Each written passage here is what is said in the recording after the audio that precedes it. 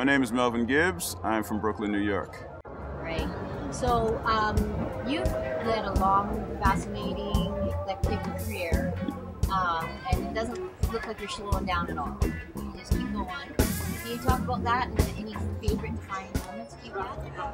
Well, you know, I was born in Brooklyn, New York, and New York City, there are a lot of different cultures from all over the world.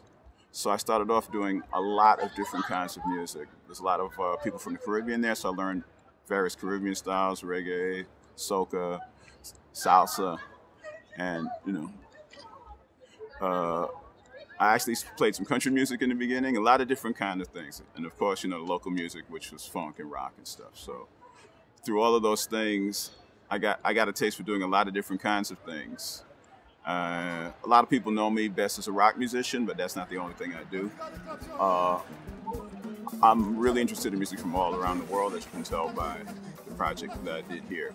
Actually, my favorite thing that I've done was actually almost like a volunteer thing. The first time I went to Salvador de Bahia, I was there, and there are a bunch of bands that are called Bloco Afros, which are these very large groups that they're essentially like drum corps. It'll be like 100 guys, and they're really popular in Brazil and around the world.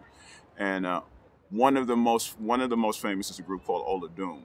They were actually in Michael Jackson's video where he did They Don't Care About Us when he went to Brazil, and he recorded with 2 different Brazilian groups. Olodum was one of the 2 groups that he recorded with, and that was actually the year that they were there, as a matter of fact. In any case, I was there with a friend of mine who happened to be their road manager when they toured outside of Brazil. And he introduced me to the leader of the group.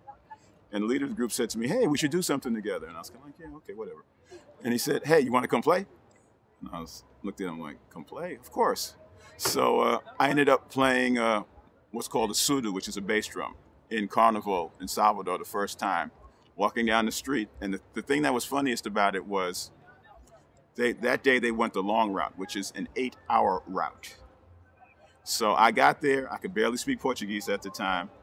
I don't have no clue what's going on. They showed me the music. You know, I'm a musician, so I caught the music.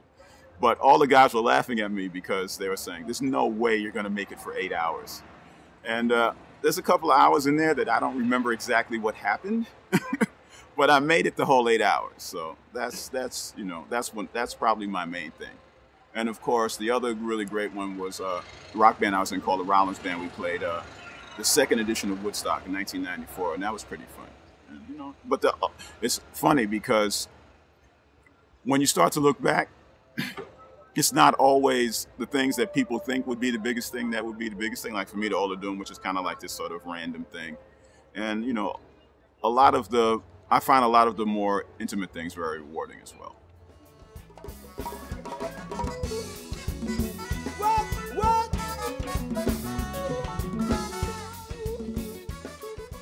This is a great festival. I really like this festival. It's really unexpected, kind of what happens here in terms of how you interact with the other musicians.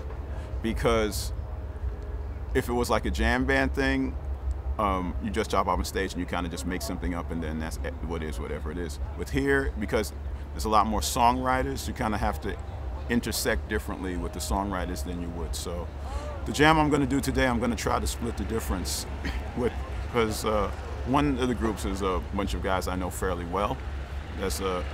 They're playing Latin music, but they're also verse jazz musicians. And the other group is a group from Mozambique, which is going to be more traditional music. So I'm going to try to see if I can kind of split the difference between those 2 things. And you've done a workshop already here? The first day we did a workshop. The entire band did a workshop, the funk workshop, and that was actually really cool.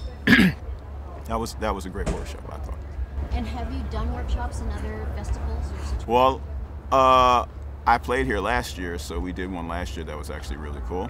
I played here with a band called Social Librium with Bernie Worrell. And I do a lot of stuff on, you know, not a lot of stuff, but I jam. One of the things I do is jam. So you can call it a workshop or not, but you know, musicians in New York, we get together. And we get together in different combinations all the time, so it's kind of something we're used to. So you were here last year and this year. Any different expectations coming in this year? Well, I was leading the group. I'm leading the group this year. I wasn't last year. I was a member of the group last year, so it's a little, little different expectations for me as an individual. I couldn't just kind of walk around and think, hey, I kind of had to run things. And it's a little different because our music isn't exactly folk music, so I was wondering how the audience was going to respond to it. The response was really good, and I'm pretty happy with being here for sure. Make it go round, make it go round.